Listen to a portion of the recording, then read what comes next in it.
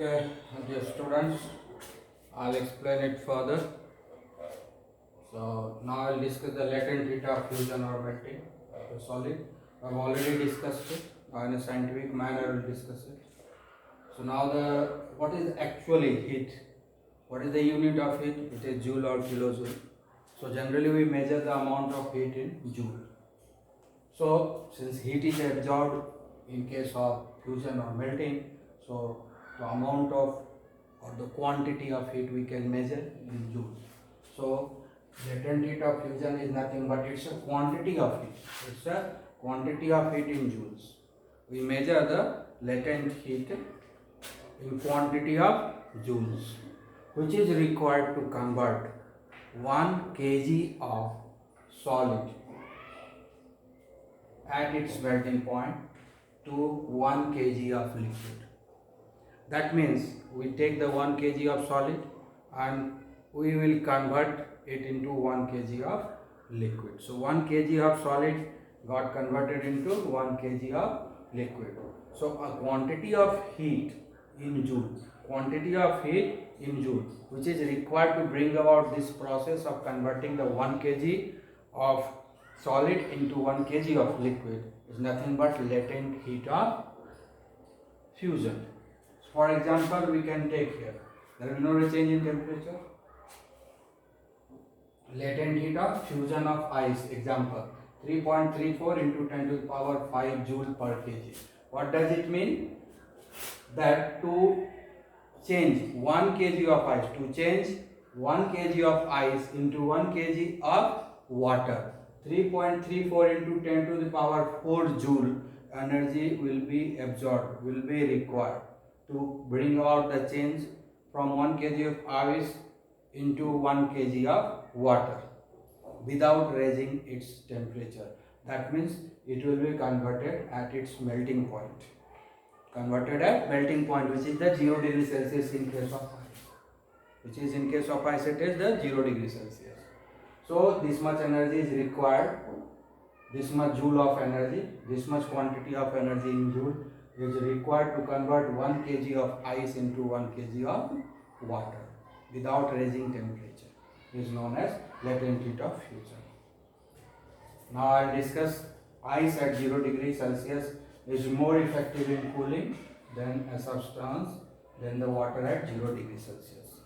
You touch the 0 degree, you touch the ice, as well as from one hand you touch the ice, from other hand you touch the water at 0 degree Celsius. Ice at 0 degree Celsius temperature. In another container you have got the ice. In one container you have got the ice. In another container you have got the water at 0 degree Celsius. Now the ice as well as water both are at 0 degree Celsius. With one hand you touch the ice. With another hand you touch the water at 0 degree Celsius. You will feel that hand with which you are touching the ice, you will feel much more cooling effect in the hand with which you are touching the ice than the hand with which you are touching the water at 0 degree Celsius.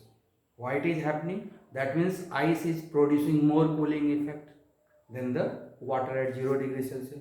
Both are 0 degree Celsius. But here what will happen? Ice will absorb much more heat energy because ice will absorb the latent heat of fusion. Ice will absorb latent heat of fusion. That means ice will absorb 3.04 into 10 to the power 5 joule per kg energy from your hand, from the body with which this ice is in contact. Whereas water will not absorb this much energy because water is already in liquid forms. It doesn't need any fusion or melting. So it will not absorb. So ice will absorb extra amount of energy, that is latent heat of energy from your body. That is why ice will produce more cooling effect than the water at 0 degree Celsius. Okay. Now we'll just remind you one thing. When a liquid freezes to form a solid, an equal amount of heat is given out. When ice changes to water, take the example. When ice changes to water, it absorbs this much energy. When 1 kg of ice converted into 1 kg of water, then this much energy is absorbed by the ice. Okay, now we'll think the opposite. Now the 1 kg of water gets converted into 1 kg of ice. So that moment, this much energy, the moment water get converted into ice, the moment water get converted into ice, that moment this much energy will be released.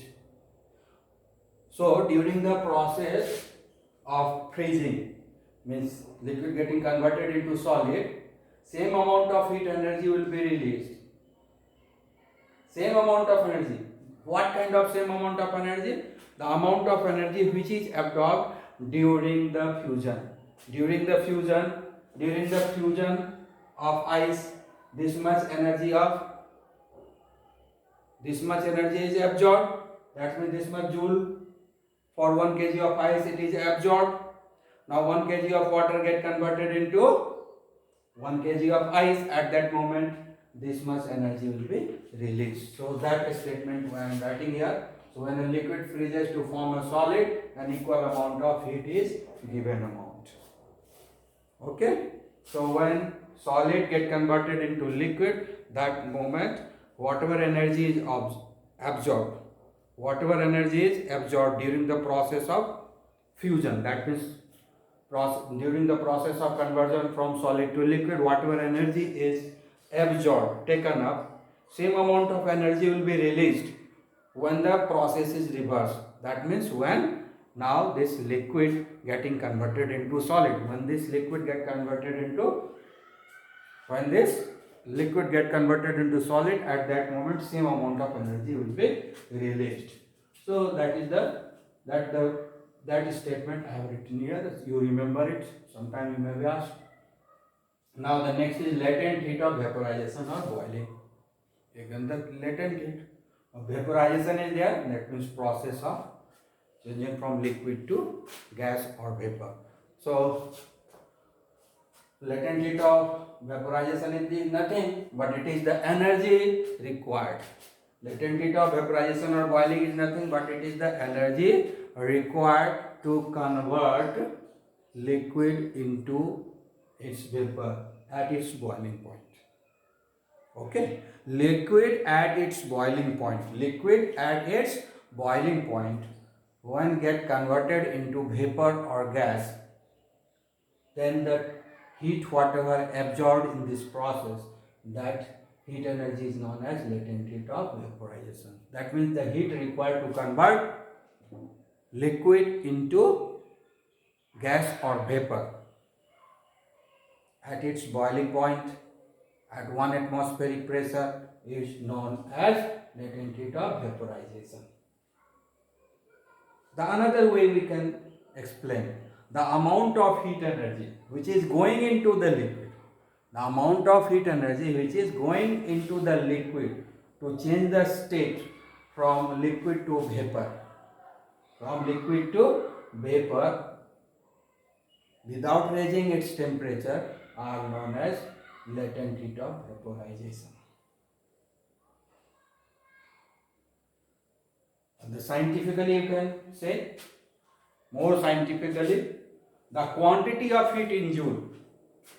The quantity of heat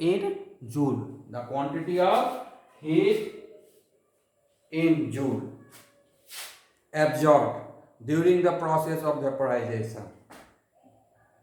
at 1 atmospheric pressure at its boiling point is known as latent heat of vaporization. So latent heat of vaporization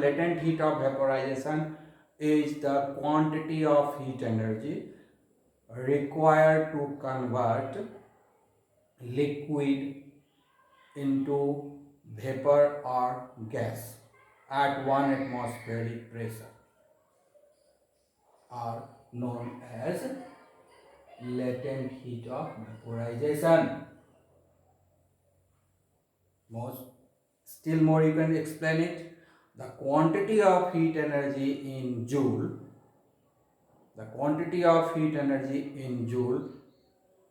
which is required to convert 1 kg of liquid into 1 kg of vapor.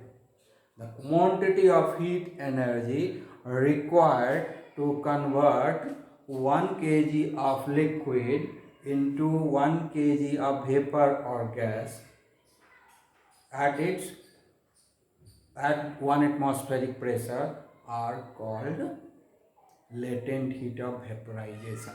For example, the latent heat of vaporization of water is how much? 22.5 into 10 to the power 5 joule per kg. What is the latent heat of vaporization of water? 22.5 into 10 to the power 5 joule per kg. That means when 1 kg of water, when 1 kg of water gets converted into 1 kg of vapor, at that moment 22.5 into 10 to the power 5 joule energy was absorbed. During the conversion of 1 kg of water into 1 kg of vapor, 22.5 into 10 to the power 5 joule of energy is absorbed, taken up. And this energy which is absorbed during this process without raising temperature is nothing but it's a latent heat of vaporization of water. Okay, now you might have understood. Go through this lecture again and again if you don't understand, and you can ask more question also when we will be live. Okay, thank you, have a nice day.